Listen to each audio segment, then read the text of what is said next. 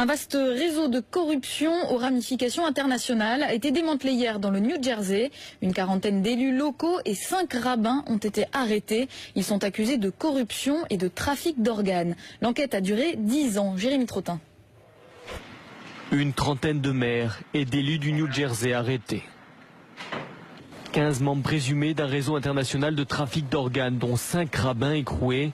Ceci n'est pas l'épilogue d'une série policière américaine à grand succès, mais bel et bien l'un des plus vastes coups de filet jamais lancés par la police de l'État du New Jersey. Plus de 300 agents du FBI et des services secrets étaient mobilisés à travers l'État du New Jersey pour cette opération. 10 ans d'enquête pour démanteler un réseau aux ramifications allant jusqu'en Suisse et en Israël.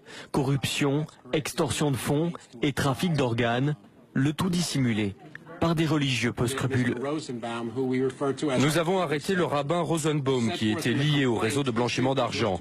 Il profitait de la vulnérabilité de certaines personnes pour leur acheter leurs reins 10 000 $. Il le revendait ensuite aux alentours de 160 000 $. Les suspects encourent entre 5 et 20 ans de prison.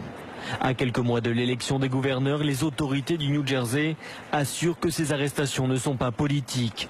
Dans cet État, connu pour les relations malsaines entre le milieu politique et le crime organisé, la lutte anticorruption est l'un des thèmes de campagne les plus populaires. Du cyclisme.